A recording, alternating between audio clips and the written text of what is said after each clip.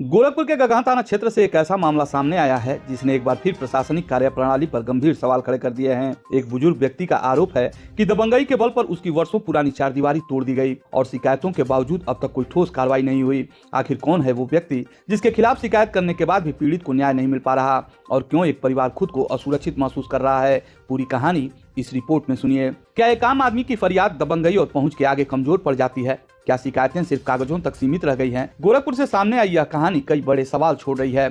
गोरखपुर जिले के बांसगांव तहसील अंतर्गत गगहा थाना क्षेत्र के हाटा बुजुर्ग गांव निवासी भगवान दास राजभर ने गृह विभाग सचिवालय सहित कई अधिकारियों को प्रार्थना पत्र देकर न्याय की गुहार लगाई है। भगवान दास राजभर का कहना है कि उनका मकान गाँव में स्थित है और उन्होंने अपने घर व सहन की सुरक्षा के लिए करीब 20 साल पहले चारों तरफ से चारदीवारी बनवाई थी, लेकिन अब उसी चारदीवारी को लेकर विवाद खड़ा हो गया है। पीड़ित का आरोप है कि उनके पड़ोस में रहने वाले बाबूलाल गुप्ता ने, जो इलाके में प्रभावशाली व्यक्ति माने जाते हैं, उनकी उत्तर दिशा की चारदीवारी को रात के समय गिरवा दिया। भगवान दास राजभर का कहना है कि यह घटना 13 दिसंबर 2024 की रात की है, जब कथित रूप से उनकी दीवार को नुकसान पहुंचाया गया। पीड़ित के मुताबिक घटना के तुरंत बाद उन्होंने पुलिस सहायता नंबर 112 पर सूचना दी। स्थानीय थाना गगहा को भी जानकारी दी गई और तहसील दिवस में भी शिकायत दर्ज कराई गई, लेकिन आरोप है कि इतने प्रयासों के बावजूद अब तक कोई प्रभावी कार्रवाई नहीं हुई। भगवान दास राजभर का यह भी कहना है कि उन्होंने पुलिस कप्तान और जिलाधिकारी तक अपनी शिकायत पहुंचाई, लेकिन उन्हें राहत नहीं मिली। उनका आरोप है कि शिकायतों पर कार्रवाई न होने से विपक्षी का मनोबल और बढ़ गया है।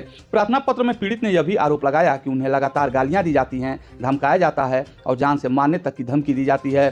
पीड़ित का कहना है कि आरोपी खुद को प्रभावशाली बताकर खुलेआम यह दावा करता रहा है कि उसके संबंध ऊपर तक हैं और उसके खिलाफ होने वाली शिकायतों का कोई असर नहीं होगा। भगवान दास राजभर ने अपने प्रार्थना पत्र में यह भी उल्लेख किया है कि आरोपी पहले गंभीर आपराधिक मामलों में जेल जा चुका है। हालांकि इस आरोपों की स्वतंत्र पुष्टि अभी तक नहीं हो सकी है, लेकिन पीड़ित परिवार का कहना है कि वह लगातार भय के माहौल में जीने को मजबूर है। क्या नाम है? भगवान दास। क्या मामला है पूरा बताइए। मामला हमारे छरदवाली का है।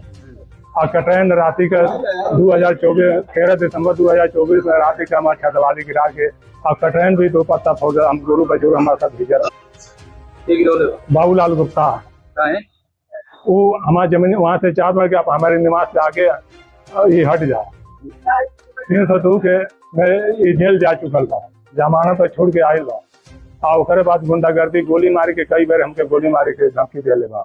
एकरे दौरान हम अपन लड़का के रहे ना दे, 6 लड़के एक लड़का। एकरे दौरान हम लड़का के रहे ना देने घरे कि कबो गोली मार दी। शिकायत 4 बार जिलाधिकारी के पास गए, एसपी के पास गए, जनता दरबार 3 बार गए।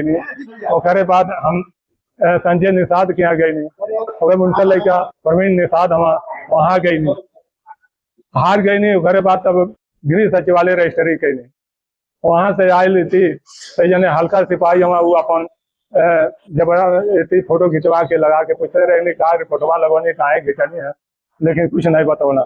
हार गए। मुख्यमंत्री लखनऊ रजिस्ट्री कैली, कुछ वैल वैल ना ये एडीएम के यहाँ अनगिनत बार गई, तहसील दिवस पर गई, थाना दिवस पर तो कई बार गए थाना दिवस। हमारे छरदवाली ऐसे हम मुक्त हो जाए, ये हमसे रोज गोली मारे की धमकी देता, छरदवाली तोड़ देता।